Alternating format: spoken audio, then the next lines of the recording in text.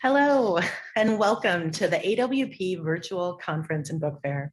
I'm Ruth Dickey, a member of the AWP Board of Directors. For accessibility, I'd like to offer a brief description of myself. I'm a white woman with light brown hair, wearing a black shirt, a colorful scarf, and hoop earrings. We're delighted to bring you this event today. Before we introduce our featured presenters, I'd like to acknowledge and thank Milkweed Editions, a wonderful press and the sponsors of today's event. Our literary partners and sponsors allow AWP to present these extraordinary literary events and help keep our conference affordable and accessible. A thank you to all our conference supporters and partners for their support and participation. This event is taking place live on March 6th from 1:30 to 2:30 p.m. Central Time. After the conclusion of the event, it will be available for on-demand viewing. This event is being live captioned through Stream Text. Please find the link to access Stream Text from your browser in the event description. A transcript of the event will be available for online for on-demand viewing. During the live event, please enter your questions or comments into the platform chat box on the right corner of the screen. Time permitting, there will be a brief Q&A where the moderator will take questions from the platform chat. If you're watching on demand, feel free to continue to leave comments in the chat box to the right of the video. We thank you so much for attending and for your support of AWP. We hope you enjoy today's event.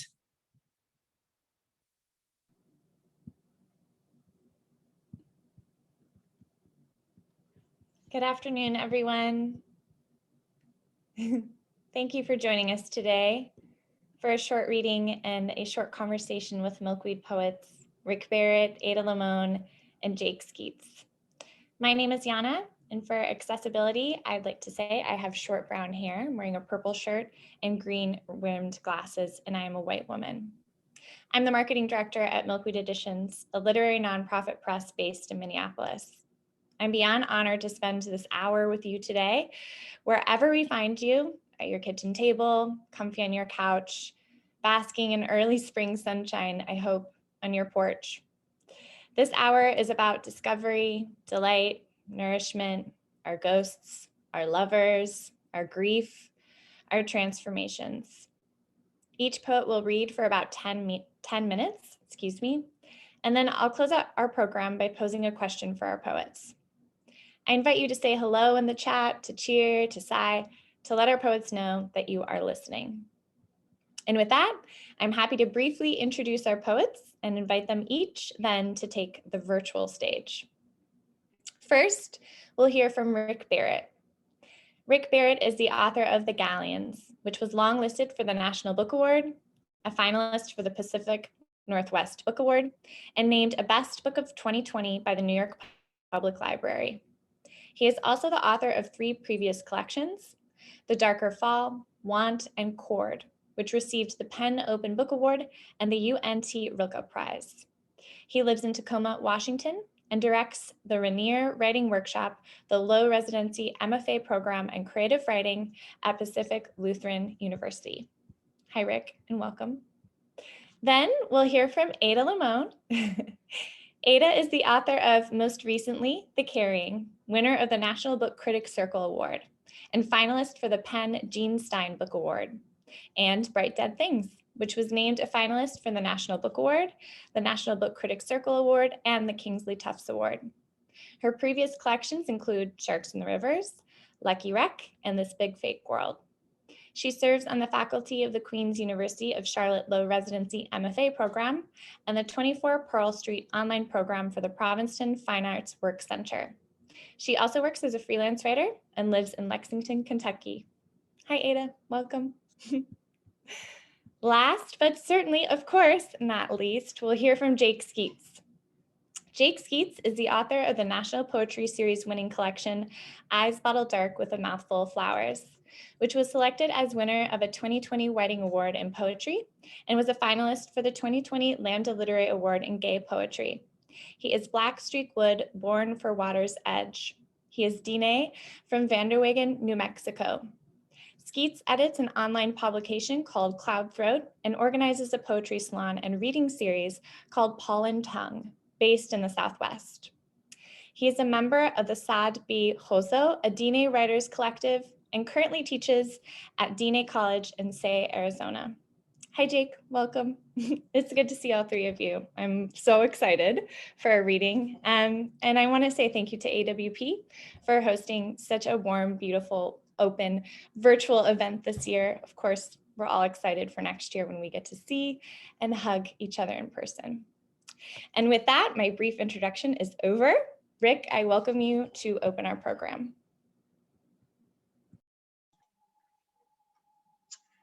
Good afternoon, everyone.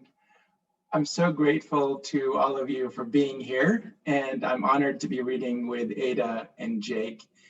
Thanks so much to the incredibly hardworking people of AWP for making the conference happen. And I'm thankful to Yana and Milkweed for organizing this event. I will also mention that I'm a brown male, middle-aged, and I'm wearing eyeglasses. So I'm going to read 3 poems from the Galleons. The first poem that I'll read is titled "The Girl Carrying a Ladder." The only thing you need to know ahead of time is that the poem was sparked by seeing a Louis Vuitton ad in a magazine. The Girl Carrying a Ladder. On the same day, I read about the luxury goods company that has produced a punching bag you can buy for $175,000. I see the photograph of the Palestinian girl who carries a ladder with her each morning when she goes to school. To scale the wall of my own understanding of why a punching bag would cost so much, I have to think about why I'm attracted to that punching bag the way some people are attracted to pink kittens, or the way some people are attracted to camouflage, or the way some people are attracted to their gods. I want that punching bag the way the girl carrying the ladder wants to go to school, relentless, single-minded, and absurd. Carrying the ladder that is 2 or 3 times as tall as she is, leaning the ladder against the wall that separates her from her school. The girl goes up the ladder as though it were something she did every day, which she does. When I think of a punching bag, I think of sex. When I think of a ladder, I think of picking apples. When I think of the girl carrying the ladder to go to school, I think of the neighborhood girls carrying pink camouflage backpacks, not knowing about the armies that the camouflage stands for. The logo of the luxury brand is printed all over that punching bag the way camouflage is all over us. Camouflage bed sheets, camouflage cell phone covers, camouflage t-shirts in neon colors that everyone wears, even the people who vote against guns. We live in paradox and we prosper. We live in paradox and we thrive. What I can't figure out is how the girl deals with the barbed wire at the top of the wall she has to go over, or what her ladder weighs, or what she does with the ladder when she gets to school. Does she put it against a wall with the other ladders, the way kids put their bikes in bike racks at school?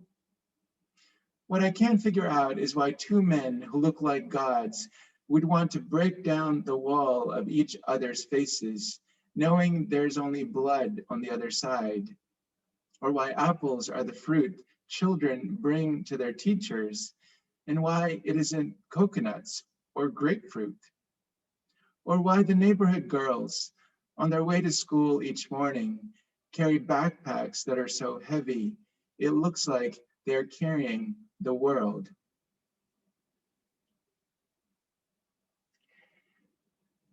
The title poem for my book, The Galleons, is comprised of 10 poems that are scattered throughout the book.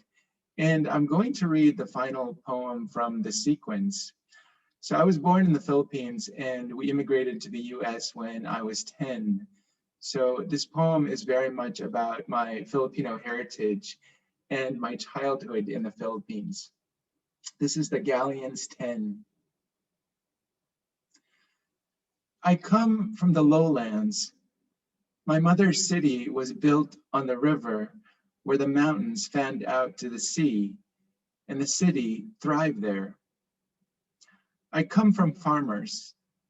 I come from childhood's green radio, from the calachuchi tree and its white flowers. I come from prayer. My parents took me to a faith healer once, though no one now recalls the malady or the terms of the cure. I had a fate. It took me across an ocean. It has taken half a life to turn back and see what it was I left behind. I come from teachers and soldiers. On the island where my father comes from, the people covered their bodies with tattoos. I come from soot. I come from ink. I come from people who honed their teeth to sharp points, who buried their dead in coffins shaped like boats for a journey. I come from horizon. I come from water. Thank you all so much for listening. The last poem that I'll read is titled Cascades 501, and it's the name of the Amtrak line that I often take from Tacoma down to California, where my parents live. And the poem is also an ode to the Pacific Northwest, where I've lived for over 15 years. I will say that I'm so glad that I'm almost done because I can't wait to hear Ada and Jake. So this is Cascades 501. The man sitting behind me is telling the man sitting next to him about his heart bypass.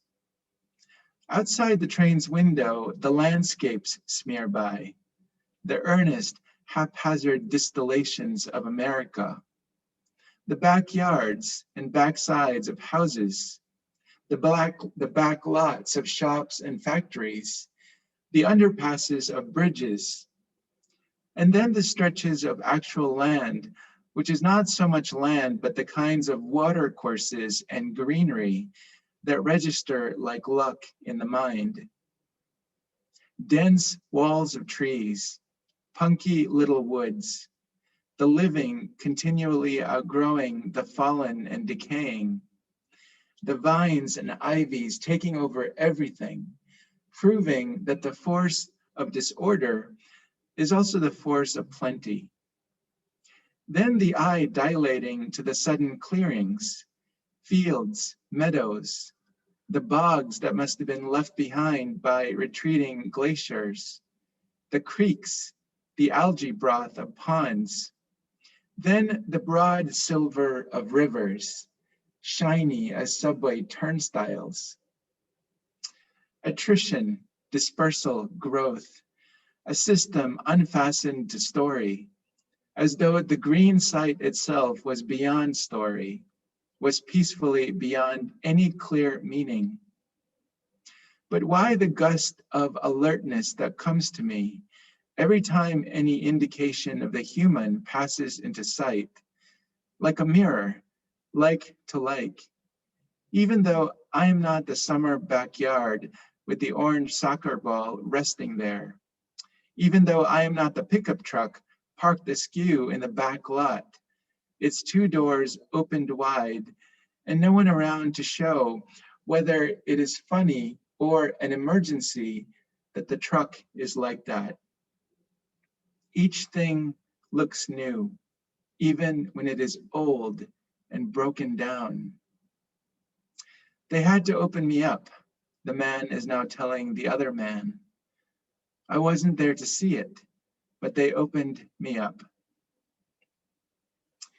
Thank you again.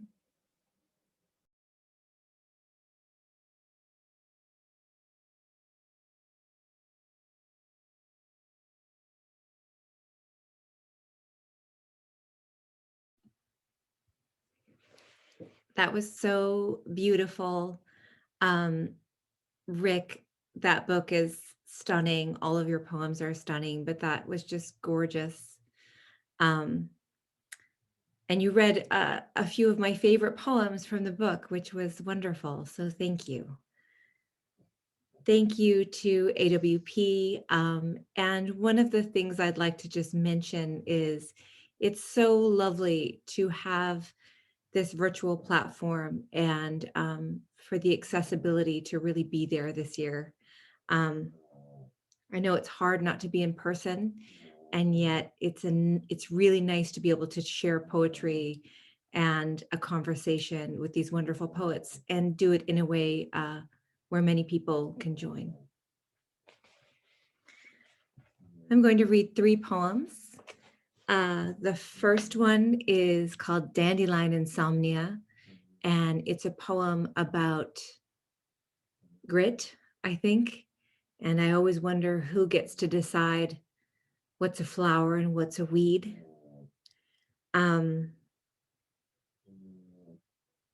Yeah, I think that's all I'll say. Dandelion Insomnia. The big ass bees are back, tipsy, sun-drunk, and heavy with thick knitted leg warmers of pollen. I was up all night again, so today's yellow hours seem strange and hallucinogenic. The neighborhood is lousy with mowers, crazy dogs, and people mending what winter ruined. What I can't get over is something simple, easy. How could a dandelion seed head seemingly grow overnight?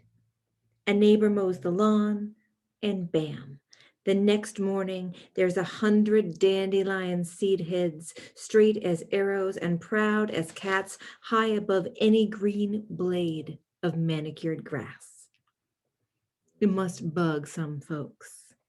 A flower so tricky it can reproduce asexually, making perfect identical selves. Bam, another me. Bam, another me. I can't help it. I root for that persecuted rosette so hyper in its own making it seems to devour the land. Even its name, translated from the French, Dandelion, means lion's tooth. It's vicious, made for a time that requires tenacity, a way of remaking the toughest self while everyone else is asleep. It's not quite dandelion season here yet, but I can't wait. I'm sure I have neighbors who disagree. The next poem I'm going to read is a poem that began at a time when I needed to have some hope, and I think I still need to have some hope. I can see it on the horizon. And so this is a poem about survival. Dead stars. Out here, there's a bowing even the trees are doing. Winter's icy hand at the back of all of us. Black bark, slick yellow leaves, a kind of stillness that feels so mute it's almost in another year. I am a hearth of spiders these days, a nest of trying. We point out the stars that make Orion as we take out the trash, the rolling containers, a song of suburban thunder. It's almost romantic as we adjust the waxy blue recycling bin until you say, man, we should really learn some new constellations. And it's true. We keep forgetting about Antlia, Centaurus, Draco, Lacerta, Hydra, Lyra, Lynx. But mostly, we're forgetting we're dead stars too. My mouth is full of dust and I wish to reclaim the rising. To lean in the spotlight of streetlight with you toward what's larger within us, toward how we were born. Look, we are not unspectacular things. We've come this far, survived this much. What would happen if we decided to survive more, to love harder? What if we stood up with our synapses and flesh and said no? No to the rising tides, stood for the many mute mouths of the sea, of the land? What would happen if we used our bodies to bargain for the safety of others, for Earth, if we declared a clean night, if we stopped being terrified? If we launched our demands into the sky, made ourselves so big people could point to us with the arrows they make in their minds, rolling their trash bins out after all of this is over. And I realized I didn't describe myself at the beginning of this reading. I am a light-skinned Latinx woman with black hair that is up because it was much too wild to wear down today. I'm wearing hoop earrings and a black top. The last poem I'm going to read is the titular poem from this collection, The Carrying, which is going to be out in paperback soon, which I'm very excited about. And it was at a time, I'll be vulnerable here, and it was at a time where I was trying to have a child and realizing very quickly that I was unable to do so. And living in Kentucky, there's a certain time of the year where almost every mare you see is pregnant. So it was very interesting to be a woman that could not conceive while every horse you looked at was carrying. Carrying. The sky's white with November's teeth, and the air is ash and wood smoke, a flush of color from the dying tree, a cargo train speeding through, and that's me, standing in the wintering grass, watching the dog suffer the cold leaves. I'm not large from this distance, just a fence post, a hedge of holly. Wider still, beyond the rumble of overpass, mares look for what's left of green in the pasture.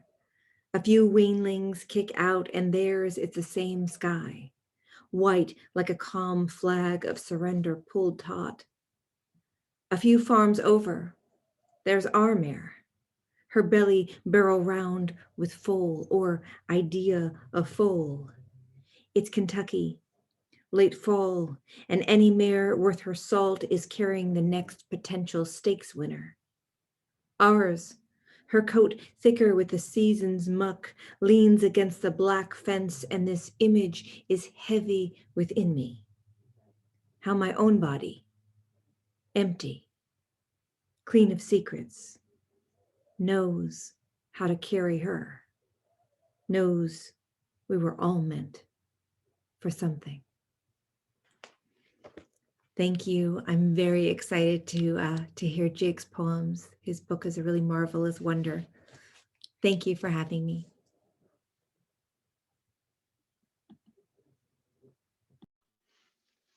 Thank you, Rick and Ada, for those wonderful readings. I'm a little starstruck right now. This is my only second reading at AWP. The first one, I bawled my eyes out. I promised myself I wouldn't do that this time. For accessibility reasons, I am a Diné brown man, and I'm wearing a hat and glasses, and I'm wearing a black t-shirt, and I'm in a room in my office in front of my books. Thank you so much to Milkweed and AWP and everyone behind the scenes for making this happen. I'm honored to be here. Yate, She, Matthew Jake Skeets, and She, Sinajini Nishle, Tskobahan Bushes Chin, Skachini Dasha Chedo, Twitter Dashnella. Hi, everybody. My name is Jake. I'm going to read 4 poems for you. The first 2 are from my book, and the second 2 are newer work. Love poem. You stand by your car, man in meadow, now deep white, slow teeth, slow eyes. Fallow night footprints follow through stiff with each crunch in the snow. Frost crystals on my tongue. Your cheekbone cold against my face, a whirring rock, bone deep. I open the word and crawl inside its spine. Barbed wire, turbine with dark belly, coil, hierarchy. What word, you ask? Your body a cloud, flattened in my hand. Your body coiled with mine. Air moves as snake over ribcage, cracks into powder. I say thorn. I say mouth.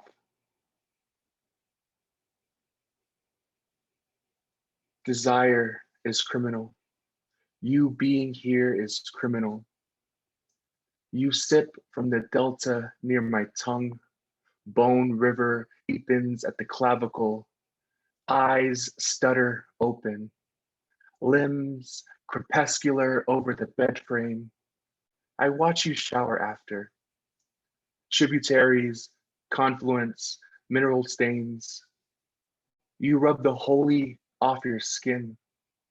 Your fingers in after soap, jaw white.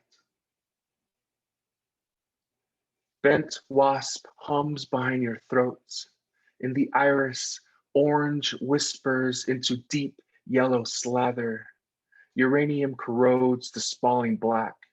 Speckles on hyoid horn. Your shoulder blades gawk open, wings sylph-like. Torso woven with sweat chalks down to bone. Skin can be too loud sometimes.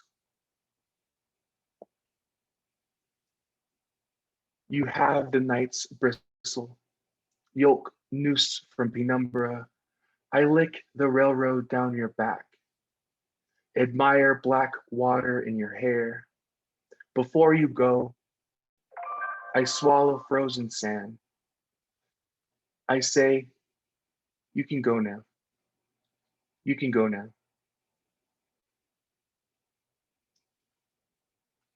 Buffalo grass. Barely morning pink curtains drape an open window. Roaches scatter.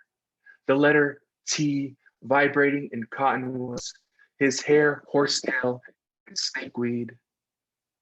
I siphon doubt from his throat for the buffalo grass. Seek willow antler press against the memory of the first man I saw naked. His tongue, a mosquito whispering its name, a hymn on mesquites. My cheek. The things we see the other do collapse words into yakabo. The Navajo word for I hardens into the word for war.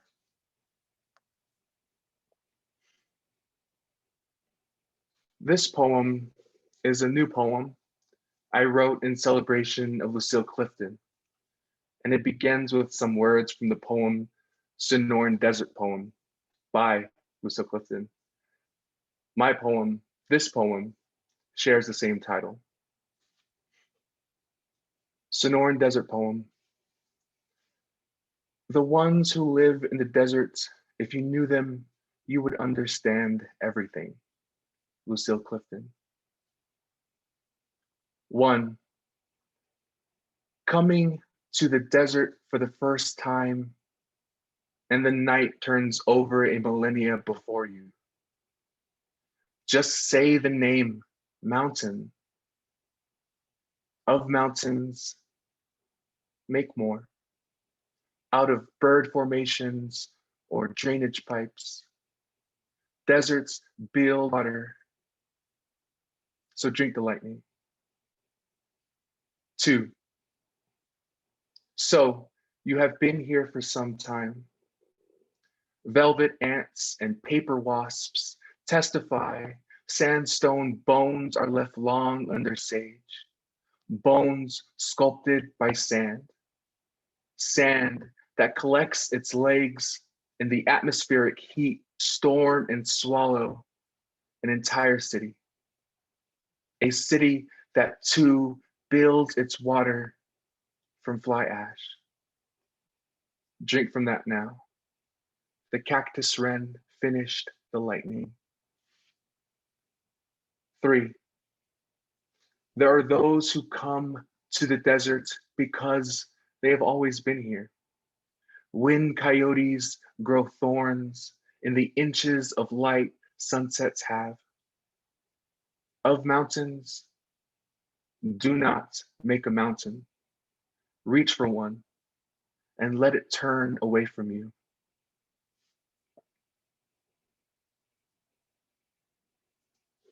And I'll finish with this poem. Thank you so much for spending your afternoon with us. It was an honor to be with this amazing group of poets. This poem is a newer work. It's called He Said My Name. He said my name. He said my name is really a kiln, a hall of groundwater, because a mouth can open into hot vapor. He said my name is actually a riverbed. He said to make of my name a choking of cracked ice. He said to say my name is old water in a ditch. He said to make of my name a peach tree on fire, a palm of pollen. He said my name is really an aquifer, an aster field, an orchestra of damp tarps and a sheep corral, a downed pole in Rock Springs. He said my name is as tall as a stack. He said my name has a tendency to cause a draft, to be a touch of tequila. He said my name is really splintered reed, heavy blue mornings in June. He said to make of my name wildfire smoke. He said to say my name is a rumor, the low beams of a pickup. He said my name is really a sermon of locusts, boulder rust in a river gorge. He said to make of my name a desert garden. He said my name is the one pink evening when you whisper your name to the moon and it whispers back a monsoon. Yeah, thank you so much.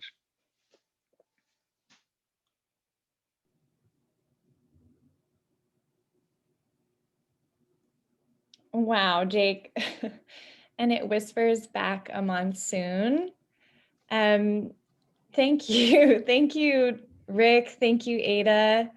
I don't know, you can't tell, but I really have goosebumps. I genuinely do. It's just such a privilege and an honor to see the three of you together. And the chat, I don't know if you've been following along with the chat on the event, but it's alive with gratitude. And it feels so inclusive. It feels like we're together. And I know we've been in this virtual world for a year now, so it's kind of old news to say that this format is actually a really beautiful, open, warm, intimate space. Something that I think we were a little unsure of at first. You bring your poetry into people's homes. I think that's really special to know now that my living room, our little boxes of our little homes that we conceive each other, it's like we have these poems in these spaces now. I just think that's really beautiful. And I want to say too, thank you to the ASL interpreters. There has been a lot of gratitude for y'all and the work that you're doing in the chat as well. And I've seen this comment, and I agree, you're bringing life to each poet's poetry in ways that without you wouldn't be a part of this space. So thank you. It's really beautiful and moving to see and hear and feel the poetry. An hour always goes by far too quickly, of course. We're going to end our time with all of you together with a question that I'm going to pose to the poets here. And hopefully we feel like we have a lot of time and space to let your responses roll over your tongues. Okay, so my question is, I have to admit, really rooted in what a lot of the work that we're trying to do at Milkweed, which is publish more beautiful books about the human and non-human world interacting with each other and how those spaces come to connect or disconnect from one another. So, you know, the natural world appears in your work, each of you, in distinct and intimate ways. I'm going to go through a few of my favorite lines that I've picked out. Rick, I'm thinking of these lines in Cascades 501, which you read, from the Galleons. Dense wall of trees, punky little woods, the living continually outgrowing the fallen and decaying, the vines and ivies taking over everything, proving that the force of disorder is also the force of plenty. And Ada, it was hard for me to choose a poem. Of course, I'm not choosing one, but in this case, when I was thinking about all of us being together, I went back to Notes on the Below for Mammoth Cave National Park from the Carrying. Tell me, you write, humongous cavern, tell me wet limestone, sandstone, caprock, batwing, sightless translucent cave shrimp, this endless plummet into more of the unknown. Tell me how one keeps secrets for so long. And Jake, I'm thinking of these lines in Drunk Town, which I returned to again and again, and I have since I first read the manuscript. Eyes Bottle Dark with a Mouthful of Flowers. An owl has a skeleton of 3 letters. O twists into L. The burrowing owl burrows under dead cactus. Feathers fall on horseweed and skull bone blown open. So for each of you, I pose a question. What is your relationship to the environment? How does the natural world, its nourishment and its violence inform your poetry? Rick, maybe you would like to begin. I don't mean to put you on the spot. Sure. I wish I could respond to that question just by rereading or reading Ada's fierce Dandelion poem and Jake's astonishing last poem, He Said My Name. That poem, I mean, I felt like I was quivering as he read that poem. So Yana gave us this question ahead of time, and it actually felt like a very piercing question to me. One that I, like a good student, I actually ended up making it into a kind of homework assignment for myself, and I wrote a little something that I will read in response. So I've been thinking a lot lately about the notion by Alan Grossman, the poet and critic, that the reason we have poetry is that it's a way for us to preserve the image of the human through time. That poetry is about preserving the face of the beloved. In my own thinking, I've been enlarging Grossman's idea so that poetry isn't only about preserving the human beloved, but the beloved can also be an idea or a principle, or it can be the divine, or the whole of creation. And so when I think about the natural world in my poems, it's drawing from that notion of preserving the beloved, as messy and beautiful and indifferent as that beloved might be. What that world creates for me is a kind of responsible wonder, a wonder that's complicated by how the human is played out in that world. And by responsible wonder, I just mean a sense of wonder that isn't just about an aesthetic experience, but also a critical one, a perspective that tries to see the layers of time and history that converge in any one space. So where I am right now, for example, which is in Tacoma, Washington, this is a really complicated place. 15,000 years ago, this place was under a glacier that was at least a mile deep. Then it became the home of numerous native populations, the Puyallup, the Nisqually, the Steilacoom tribes. Then it was taken and settled by Scandinavian settlers. Now it's a place that's informed by incredible diversity, a strong military presence, the technology industry, and the continuing demands of the human on the environment. So to go back to your phrase, nourishment and violence is what I think about when I think about the natural world where I am. I should also say that just about 40 miles away from where I am is Mount Rainier, which is that beautiful and scary mountain that you've probably seen when you've flown into Seattle. It's 14,000 feet high. And I just keep thinking every day, that mountain was here 15,000 years ago, and it'll still be here 15,000 years from now. So that's my homework, Yana.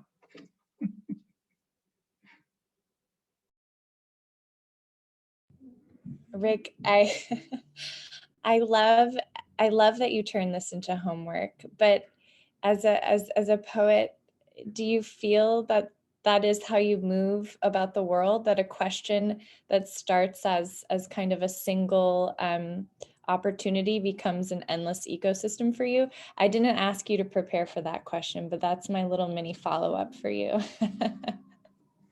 I thought I was done. No, I teach at the core of what I teach in all of my classes is the idea of critical thinking. And so I'm always challenging my students to think in multifaceted, multifaceted ways about anything that is in front of them. And so I just wanted to take your question to heart as something that I could do in the way that my students might, consider a question that I give them. So, because, there's a lot of ways of answering that question, maybe even facile ways of answering that question. But I thought, no, I want to take this as a serious question because, there's so much at threat in the natural world right now. And we're all complicit in that. And so I just wanted to think about, these lenses that we can bring to that perspective. So that's what I did. Thank you, Rick. Ada, I was actually jotting down lines when y'all were speaking and or reading, excuse me, and just to think of you starting with a question of who gets to call a thing a flower and who gets to call a thing a weed. Obviously, I pose the same question to you, but I just love to hear from you. How do you engage with the natural world and your environment in your poetry? I think it's the natural world for me doesn't feel as disconnected from my world as maybe it used to be, but I feel like I am part of it and it is part of me. And I don't think I always felt that way. Years of living in New York, years of living maybe just a little bit more of a disconnected life.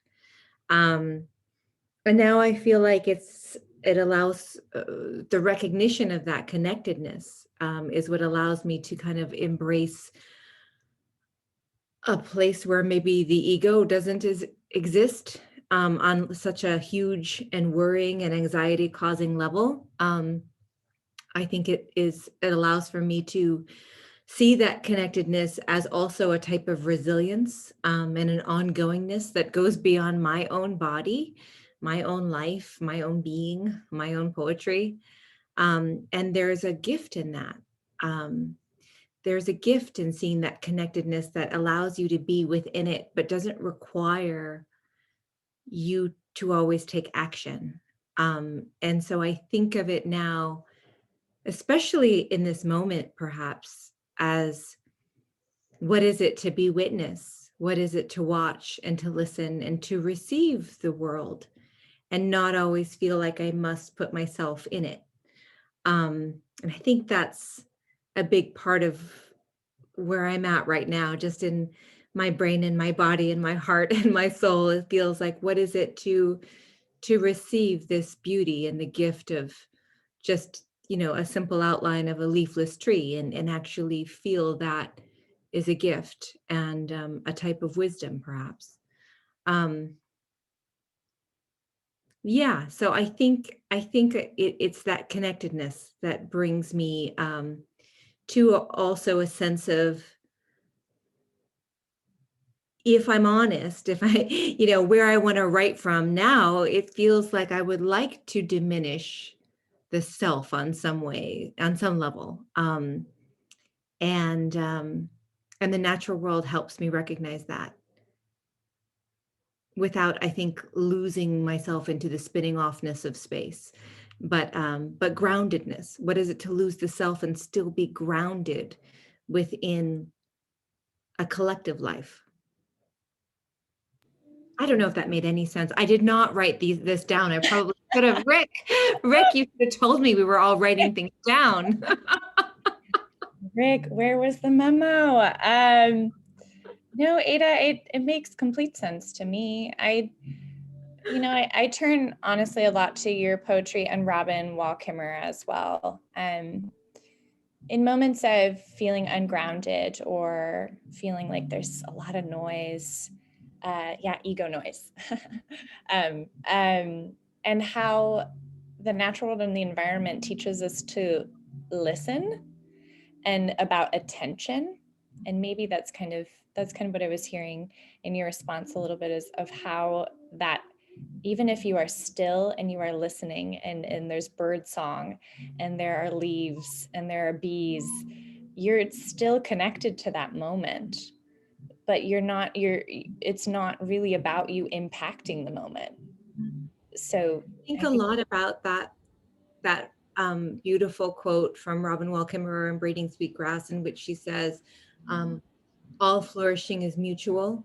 Mm-hmm. And I hold that very deeply in my heart. And I feel, I think of that a lot, especially when I feel my own self failing.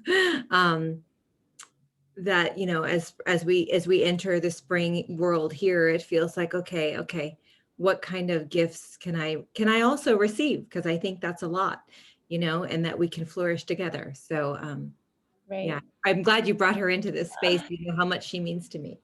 I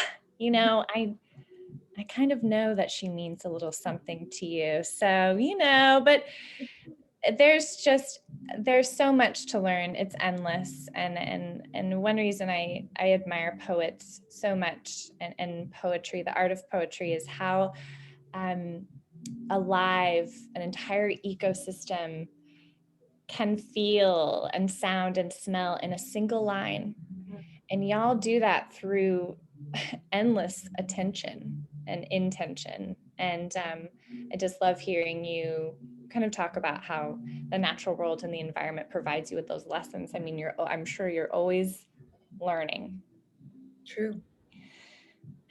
Jake, did you pull a Rick? Or, I can't wait for the last poem that you read to be published, just so I can make sure that I've got the lines right in my head. But I am still thinking about speaking to the moon and it offering you a monsoon in return. I'm horribly paraphrasing that, but it's really beautiful. I'd love to hear from you.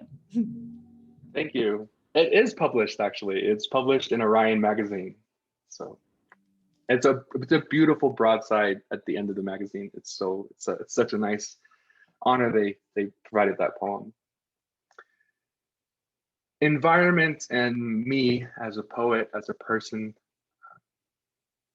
is definitely a very long answer. I feel like my entire poetics and early career in poetry has been revolving around this idea of landscape and the idea of field and the idea of frontier. Filmer Bluehouse is a Diné medicine practitioner here on the Navajo Nation, and he talks about the origins of the word Navajo. there's all these different translations and interpretations of where Navajo came from. But one of its former representations was Nabejo, and Fillmore Bluehouse sort of breaks down that word. And when you sort of translate it into English, it can kind of mean a people who are connected to a universe. So Na being the universe, Be being with, and Ho being like your whole self. So especially when I think of environment, I think of it in terms of a Diné universe and a Diné thought process of our whole lives, like Ada said, of connected to this universe, and that we are a part of it. And I feel like often we forget that. We forget that, we are made up of the universe itself, right? So we are carbon-based things, and we come from different mechanisms of science and engineering, and it's definitely very interesting to think about. So I feel like when I come to poetry, then the land and the environment offers its energy, and I sort of thrive in that energy. I've talked a lot about this energy transmission, sort of talking about Charles Olson, right, and projective verse, and the energy and the land being this this force field in a way, and it provides you with these constellation of experiences, like Denis Levertov says, right? And it comes up to a point where you're so moved that you then have to write. You have to tell a story. You have to sit down and sort of, talk about what you're experiencing. And I think about like early texts, early human texts like glyphs and cave paintings, right? And language always begin with the land, right? And as poets, we're architects of language. We play with language, we experiment with language. And I feel like the more you delve into language, the more you're reminded that at its core is land, is field, is the natural world. And we see that in these early texts, when early ancestors, right, saw like deer, right? They were so moved that they had to go to a cave and figure out how to etch it into stone, right? And then they evolved this into texts, into language that we speak now. So I think that's my spiel about the natural environment. I would love for you to spiel forever. Of course, that's impossible and not fair, and you'll have to sleep eventually. But I feel that so much in Eyes Bottle Dark, Jake, how every poem seems to be anchored so deeply in 2 feet on the ground. Just very much the color and the heat of the landscape and where you are is deeply felt, at least in my experience reading your collection. I know a lot of others have said that too about your work. This is kind of a simplistic question, but I always like to know or think or imagine you all writing and thinking about where you do that writing, and if if there is a place or even a place you go to in your mind to find this connected feeling. Is there a tree or a nook or a creek or a place that you go to that when you're there, you feel yourself kind of come alive with poetry? Is that true? Does that exist for any of you or all of you? I think for me, definitely, I feel like being on the reservation, the place where that happens is on our drives into like these border towns like Farmington, New Mexico, Gallup, New Mexico. We have to travel these beautiful roads, and we get to see these sights. And it's on the drive and just sort of looking out the window and seeing the landscape pass by and in movement, right? I feel like this is where I tend to get most of my writing done now, is in the car, driving. Ada, what about you? What about you, Rick? Where do you write? I have, where I write here is here in this office, and then when it gets warm enough, it's always outside on the porch so that I can see my birds, my bird friends, and my gopher and my raccoon, and all of the animals that I feel like I just plant a vegetable garden so they can steal it all. They can have it all. So, but yeah, as soon as it'll warm up, I'll write outside. But I do think just on a spiritual level that where I write, and if I close my eyes and think about where my poems come from, there was a creek across the street from my house growing up in Glen Ellen, California, and it's where I began to feel real, true wonder. And it was underneath the shadows, and it was underneath the street, and it felt like this whole world existed that was below the real world. And I think to this day, that's where my poems come from. Oh, wow, that's beautiful. That's like this hidden place in it exists really, but you carry it with you in your mind. I love that. Amy Nizuka Matato, who is a poet, and we recently published one of her books as well, called World of Wonders. She said during an event that I was a part of, or I attended, she encouraged all of us to go back to those childhood places in your mind. Go back to them. Behave like you're play and see where that takes you, and see if you can carry it with you. So anyway, that spiritual place that you have reminded me of what she said. Rick, what about you? Are you writing on the mountain? Yeah, I'm like Jake. I'm riding in my car actually.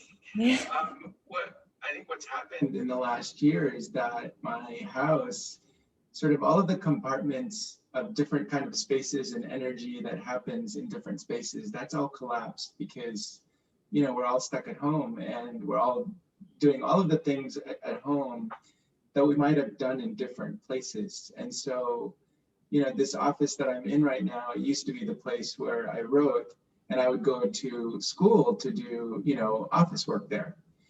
And so the kind of the karma in this room is a little different now. The vibe in it is different. But I have in fact been doing this other thing regularly where I will go into my car and drive to the parking lot of a couple of beaches that are nearby. And I will spend time in the car, in the parking lot, reading and writing until it gets too cold to be there. And so that's what I've been doing. I've been kind of isolating myself even further in my car.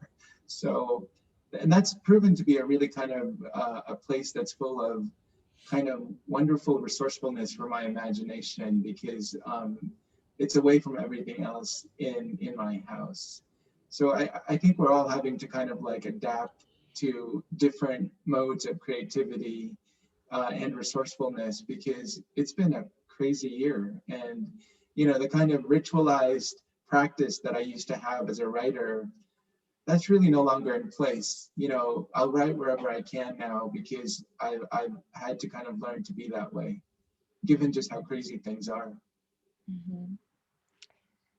Yeah, Rick, I hear that and I relate to it so much. I think spontaneity and surprise feels as though it is less frequent in my life, at least. And so to drive to a beach to perhaps be surprised or see something you wouldn't have seen otherwise is such a simple but really impactful thing to do, probably for your work, and to feel that creative muscle keep bleeding.